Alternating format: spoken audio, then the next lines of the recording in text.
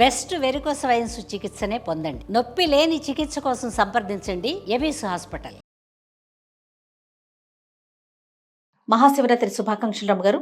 Cement TV ప్రేక్షకులందరికీ అలాగే మీకు కూడా మహాశివరాత్రి పర్వదిన శుభాకాంక్షలు. రైట్. శివరాత్రి యొక్క విశిష్టత రమ్మ గారు. మహాశివరాత్రి అన్న పేరు ఎందుకంటే మనకి ప్రతి నెలలో కూడా శివరాత్రి వస్తూ ఉంటుంది కదా. మహాశివరాత్రికి ఉన్న విశిష్టత ఏంటంటే ఆ రోజు మనం ఎలాంటి పూజా విధానం పాటించాలి? సాధారణంగా చెప్పుకునేది ఉపవాసము, జాగరణ. అయితే శివరాత్రులు నెల నెల వచ్చే శివరాత్రులు ఇది మాస శివరాత్రులతో పాటుగా ఇది మహాశివరాత్రి అత్యంత ప్రధానమైన రోజు. ఈ రోజున లింగోద్భవం జరిగింది. ఈ రోజున పరమశివుడు తన తాలూకు శక్తియుక్తుల్ని ప్రకటించాడు ప్రపంచానికి. ఆయన ఎంత ఆద్యంతరహితుడో ఈ రోజున తెలిసింది. అందుకని దీన్ని మహాశివరాత్రిగా పరిగణిస్తారు. ఇది ప్రత్యేకమైనది చెప్తారు కదా. అయితే శివ కళ్యాణం జరిగిందని అదని కాదు, బర్త్డేలు మ్యారేజ్ డేలు అనడానికి వీల్లేదు. దీనికి ముందు కూడా పరమేశ్వరుడు ఉన్నాడు, దీని తర్వాత ఉన్నాడు. ఈ పర్టికులర్ రోజున ఇట్లా అగ్నిస్తంభ రూపంలో పరమేశ్వరుడు కనిపించాడు. ఓకే. అందుకని ఈ రాత్రిని మహాశివరాత్రిని మహాపర్వదినం అని చెప్తారు. ఇది ప్రత్యేకమైన గాథ. ఏటా ఏటా చెప్పుకుంటున్నాం, మళ్ళీ చెప్పుకుందాం తప్పకుండా. పురాణాల ప్రకారము మనకి సృష్టి స్థితి లయకారకులు బ్రహ్మ విష్ణు మహేశ్వరులు. అయితే ఇది సాధారణ గాథ.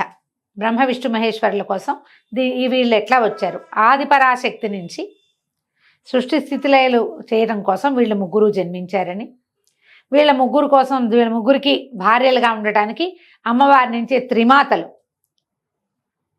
మహాలక్ష్మి, మహాసరస్వతి, మహాగౌరి అమ్మవార్లు ముగ్గురు, పార్వతీదేవి, లక్ష్మీదేవి, సరస్వతీదేవి ముగ్గురు అవతరించారని చెప్తారు. అయితే అమ్మవారు పరాశక్తి అనగానే ఒక స్త్రీ రూపం కాదు, స్త్రీ పురుషులు కలిసిన రూపం అది. ఆమె పురుష శక్తితోటి కలిసి ఉన్నటువంటి స్త్రీ రూపం. అయితే ఆయన ఎవరు? ఆమెతో కలిసి ఉన్నవాడు రుద్రుడు, పరమేశ్వరుడు. ఈ లయకారకుడుగా ఒక రూపాన్ని సృజించాడు తప్ప ఈయనే ఆయన అని చెప్పడానికి వీల్లేదు. పరమేశ్వరునికి 5 వేరు రూపాలు ఉన్నాయి.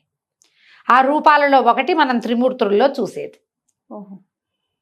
అయితే ఏమైందట, ఒకసారి బ్రహ్మ విష్ణువు ఇద్దరు ఏదో మాట వచ్చింది. ఒక డిస్కషన్. నేను సృష్టి అంతా నా చేతిలో ఉంది, ఇదంతా నేను సృజించింది, ఈ ప్రపంచం చూడు తండ్రి ఎంత అందంగా ఉంది అని చెప్పాడు. చెప్తే ఈయన అన్నాడు, నువ్వేది సృష్టించినా దాన్ని నడిపేవాడిని నేను కదా, సృష్టి అయితే నేనేం చేయకపోతే వెళ్ళిపోతాయి. అవును అని ఈయన.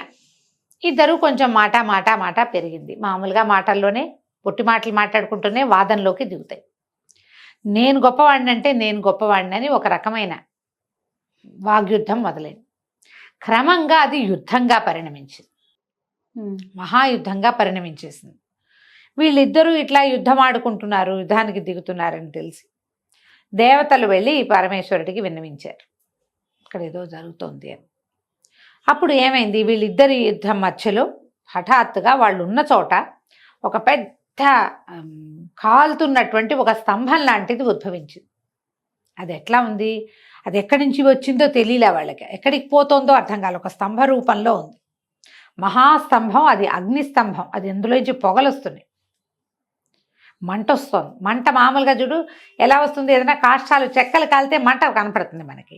ఇనపవి కాలినప్పుడు లేదా లోహం కాలితే మంట కనపడదు, అవును, పొగొస్తుంది అందులోంచి. ఒక సెగలు వెలువరుస్తున్నటువంటి అగ్నిస్తంభ రూపంలో దాంట్లోంచి జ్వాలలు కూడా బయటకు వస్తున్నాయి. అక్కడక్కడ ఒక స్తంభ రూపంలో కనపడ్డాడు. వచ్చింది స్తంభం. వచ్చేసరికల్లా ఇదేమిటి, ఎక్కడి నుంచి వచ్చింది? వీళ్ళిద్దరూ ఇంకా తమ పోట్లాట మర్చిపోయారు. ఈ కనపడుతున్న స్తంభం తమకంటే బలీయమైందని వాళ్ళకి అర్థమైంది. ఏం చేశారు ఇద్దరు, సరే నువ్వు పైకి వెళ్ళు, నేను కిందకి వెళ్తా. ఆద్యంతాలు ఇది ఎక్కడి నుంచి మొదలైంది, ఎక్కడికి వెళ్తోందో చూద్దాం అనుకున్నారు. విష్ణువు దాని యొక్క ఆదిని కనుక్కోవటం కోసం పాత కింద వైపుకి ప్రయాణం చేశాడు గరుత్మంతుడికి. బ్రహ్మదేవుడు హంసవాహనం ఎక్కి పైకి బయలుదేరాడు. ఎంత వెళ్ళినా దాని తుది మొదలు తెలియలే. విష్ణువు కింద దాకా వెళ్ళి వెళ్ళి వెళ్ళి వెళ్ళి వెళ్ళి దాని ఆదిని నేను కనుక్కోలేకపోతున్నానని గ్రహించి ఇది నాకంటే బలవత్తరమైంది అని నమ్మి పైకి వచ్చేసాడు. ఈ పైకి వెళ్తున్నటువంటి బ్రహ్మదేవుడికి విసుగు పుట్టింది. కానీ ఇది తనకంటే బలమైందని చెప్పబుద్ధి కాల ఆయనకి. ఆ సమయంలో ఏమైంది, ఈ పైనుంచి ఒక మొగలి పువ్వు కిందకు వస్తోంది. అలాగే ఒక ఆవు కామధేను అని చెప్తారు, ఆమె కూడా కిందకు వస్తుంది. వస్తుంటే ఈయన ఏమన్నాడు, ఈ అగ్నిస్తంభాన్ని చూస్తూ వస్తున్నారు వాళ్ళు కూడా, అసలు ఆ మొగలి పువ్వు శివుడి మీద నుంచే రాలి పడిందని కూడా చెప్తారు. ఆయన జటాజూటంలో ఉన్నది ఆ పుష్పం రాలి పడింది అని.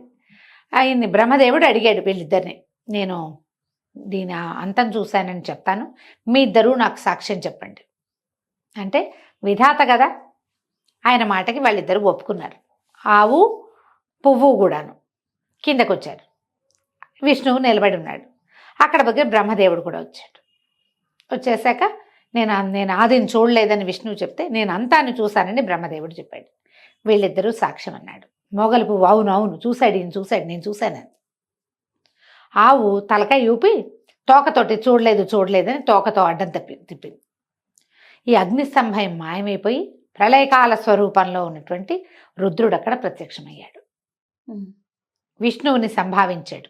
నీ శక్తి తెలిసి ఉన్నావు, నువ్వు ఎప్పుడూ నాతో పాటు నువ్వు పూజలు అందుకుంటావు, నీ పేరుతో పూజ చేస్తేనే కానీ ఆ పూజ నేను వల్లను, నువ్వు ఉండాలి ప్రతి పూజలో, నీతో పాటే నాతో పాటు నువ్వు, నీతో పాటు నేను అని చెప్పి బ్రహ్మదేవుడికి ఏం చెప్పాడంటే, నీకు పూజార్హత లేదు, నువ్వు అబద్ధం చెప్పావు కాబట్టి, సృష్టి చేసిన వాడివైనా నీకు దేవాలయాలు ఉండవు, నీకు పూజార్హత లేదు అని చెప్పి బ్రహ్మని పూజార్హత నుంచి తొలగించి, ఈ వీళ్ళిద్దరు ఉన్నారుగా, ఈ పువ్వును ఆవు కామధేను పువ్వుకి ఏం చెప్పాడంటే, నువ్వు అబద్ధం చెప్పావు కాబట్టి, నువ్వు అబద్ధం చెప్పావు కదా, అందుకని నీకు ఇంకా పూజార్హత లేదు, ఎప్పుడు నా పూజలో నిన్ను వాడరు అనేసరికి అలా వలవలా ఏడ్చిందట మొగలి పువ్వు.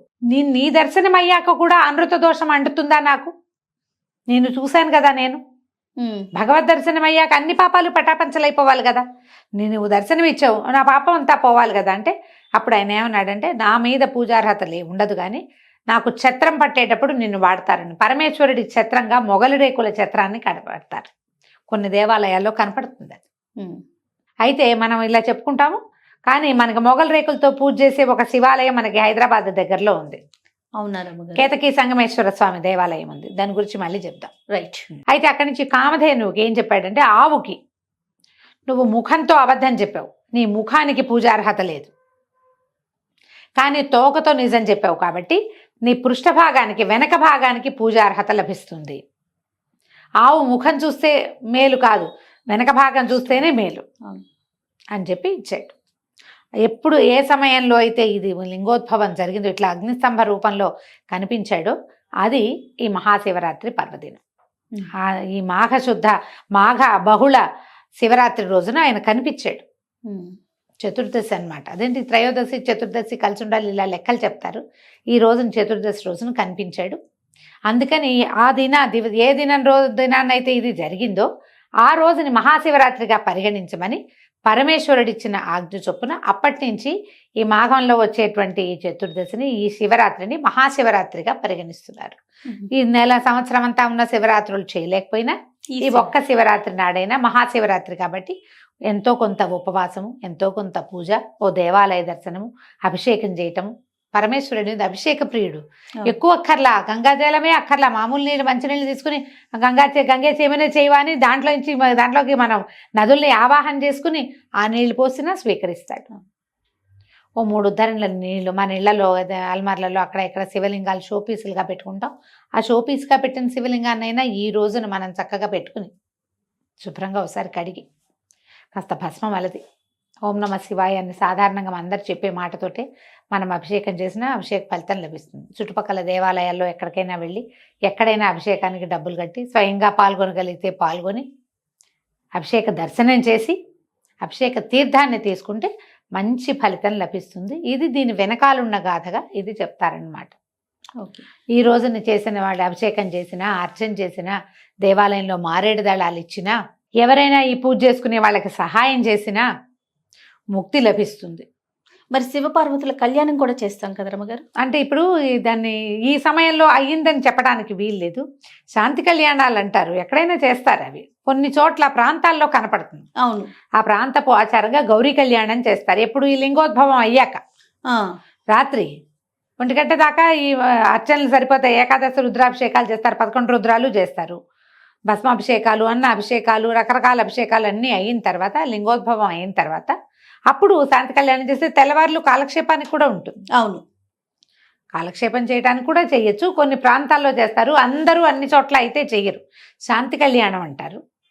శివపార్వతుల కళ్యాణం చేసే విధానం కనిపిస్తుంది. కొన్ని దేవాలయాల్లో, కొన్ని మఠాల్లో, పీఠాలు, ఇళ్లలో చేసుకోరు. ఎప్పుడు గౌరీ కళ్యాణం, మనం సీతా కళ్యాణం ఇంట్లో చేసుకుంటాం అవును. అవునండి. కదా. అవును. కానీ ఈ గౌరీ దేవాలయాల్లో. కళ్యాణాలు మాత్రం దేవాలయాల్లో చేస్తారు ప్రత్యేకంగా. ఉమ్. విశేషమైన విధి విధానాలు ఉంటాయి ఆ కళ్యాణానికి, అందుకని అట్లా చేస్తారు. తక్కువ ప్రాంతాల్లో ఎక్కడైనా అవకాశం ఉండి మీరు జాగారం చేయదలుచుకుంటే చక్కగా దేవాలయానికి వెళ్ళి శివపార్వతుల కళ్యాణం కళ్ళారా చూడొచ్చు, అవకాశాన్ని బట్టి. తప్పకుండా రమ్మగారు. నమస్తే. నమస్తే జయ.